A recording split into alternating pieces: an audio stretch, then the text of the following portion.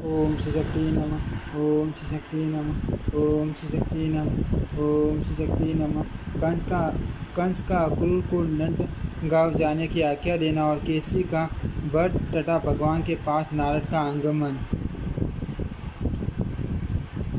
व्यास जी कहते हैं, महर्षियों, जब वृषभ रूपधारी अरिष्टासुर धेनुक और पल्लवम आदि असुर मारे जा चुके गोवर्धन पर्वत धारण करके श्री कृष्ण ने गोकुल को बचा लिया। उनके द्वारा कालिया नाग का दमन, दोनों यमला अर्जुन भक्सों का भंग, पुतना का वध और सकट भंग आदि घटनाएं हो गई। तब देव ऋषि नारद ने कंस के पास जाकर कर्म सब समाचार कह सुनाया। यशोदा और देवकी के बालकों में जो अदला बदली हुई, वहाँ से लेकर अरिष्ट वध तक की सारी बातें नारद जी के मुख से सुनकर खोटी बुद्धि वाले कंस ने वसुदेव जी के प्रति बड़ा क्रूर किया और समस्त यादवों की सभा में अति दोषपूर्वक उलाना देकर उसने यदुवंशियों की बड़ी निंदा की। फिर आगे के कर्तव्य के विषय में इस प्रकार विचार किया। बलराम और कृष्ण दोनों अभी बालक हैं। जब तक वे युवा होकर अत्यंत बलवान नहीं हो जाते, तब तक ही मुझे उनका वध कर डालना चाहिए। युवा होने पर तो वे मेरे काबू के बाहर हो जाएंगे।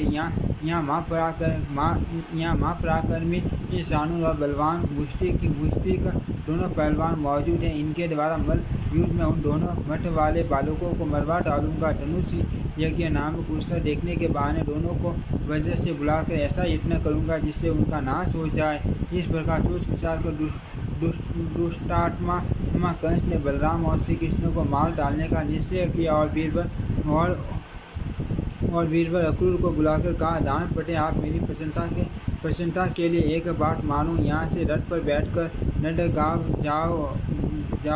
वहाँ वसुदेव के दो पुत्र हैं जो मेरा विनाश करने के लिए विष्णु के अंश से उत्पन्न हुए हैं। वे दोनों दुष्ट बढ़ते जा रहे हैं। चतुर्दशी को धनुष यज्ञ का उत्सव होने वाला है। उसमें कुश्ती लड़ने के लिए उन दोनों को बुला लाओ। मेरे दो पहलवान शानूर और मुष्टिक दाव पेश में बहुत कुशल है।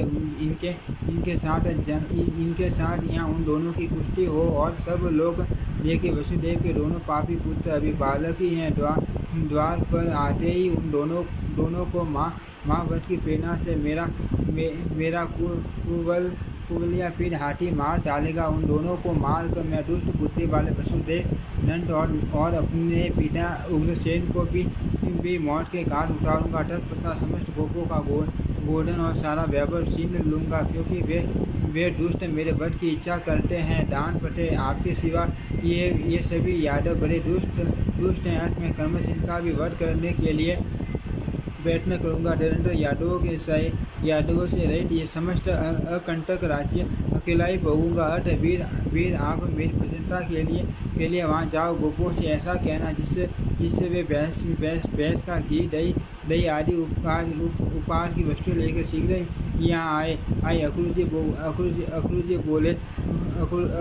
जी बड़े भगवत भक्त थे। कंस के इस प्रकार आदेश देने पर उन्हें बड़ी प्रसन्नता हुई। इसी बहाने कल भगवान श्री कृष्ण के दर्शन तो करूँगा, इस विश्वास से उन्हें उठावला बना दिया। राजा कंस ने कुछ बहुत अच्छा कहकर अक्रूर जी शीघ्र ही रथ पर सवार हुए और मथुरापुरी में निकलकर नंदगांव की ओर चल दिए। इधर कंस का दूत महाबली केसी कंस के कई आदेश से वृंदावन में आया। श्री कृष्णचंद्र का वध करना ही उसकी यात्रा का उद्देश्य था। उसने घोड़े का रूप धारण कर रखा था। वह अपनी टापों से पृथ्वी को घूरता, गर्दन के बालों से बादलों को उड़ाता तथा वेग से उछलकर चंद्रमा और सूर्य के भी मार्ग को लांघता हुआ गोपों के समीप आया। उसके इंस ने के शब्द से समस्त गोप और गोप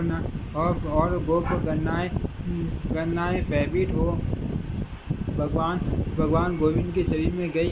उनकी टाई पुकार सुनकर भगवान श्री कृष्ण जलपुर मेघ की गर्जना के समान गंभीर वाणी में इस प्रकार बोले, गोपालगण, इस केसी को डरने की आवश्यकता नहीं है। आप लोग तो गोप जाति के इस तरह भय से व्याकुल होकर अपने विरोचित पराक्रम का लोभ क्यों कर रहे हैं? अरे इस दैत्य में शक्ति कितनी है, यह हमारा क्या कर लेगा? यह तो जोर जोर से हिनाकर केवल आतंक फैला रहा है। इस पर तो दैत्यों की सेना सवारी करती है। यह दुष्ट अवश्य बेटी उछल कूद मचा रहा है। ग्वालों से यूँ कहकर भगवान ने उस दैत्य से कहा, वो दुष्ट इधर आ, मैं कृष्ण हूँ। जैसे पिनाकधारी वीरभद्र ने पूषा के दांत तोड़ दिए थे, उसी तरह मैं भी है आपके दांत गिराए देता हूँ। यूँ कहकर भगवान श्री कृष्ण केसी के सामने गए। वह दैत्य भी मुँह फैलाकर उनकी ओर दौड़ा। श्री कृष्ण ने अपनी बाँह को बढ़ाकर दुष्ट केसी के मुख में घुसेड़ दिया। उससे टकराकर केसी के सारे दांत शुभ्र मेघ खंडों की भांति सीन बीन हो गिर गए। श्री कृष्ण की भुजा केशों के शरीर में बढ़ती चली गई। जैसे अवहेलनापूर्वक उपेक्षा किया हुआ रोग धीरे धीरे बढ़कर विनाश का कारण बन जाता है, वैसे वह भुजा भी उस दैत्य की मृत्यु का साधन बन के उसके जबड़े फट गए। वह मुख से फेन और रक्त फेंकने लगा। नस नादियों के बंधन टूट जाने से उसके दोनों जबड़े विलग हो गए। वह लीन और पेशाब करता हुआ टट्टी पर पैर पटकने लगा। उसका सारा शरीर पसीने से तर हो गया और वह थक कर प्राणों से हाथ धो बैठा। उसकी सारी हलचल समाप्त हो गई। जैसे बिजली गिरने से किसी वृक्ष को दो टुकड़े हो जाते, उसी प्रकार श्री कृष्ण की भुजा से वह माँ भयंकर असुर दो टुकड़े होकर गिर पड़ा। केसी को मारने से श्री कृष्ण के शरीर में कोई थकावट नहीं हुई। वे स्तब्ध रूप से हंसते हुए वही खड़े रहे। उस दैत्य के मारे जाने से गोप और गोपियों को बड़ी प्रसन्नता हुई। वे श्री कृष्ण को सब ओर से घेर कर आश्चर्यचकित हो उनकी स्तुति करने लगे। इस समय देव ऋषि नारद बड़ी उतावली के साथ वाएँ और बालों में स्थित हो गए।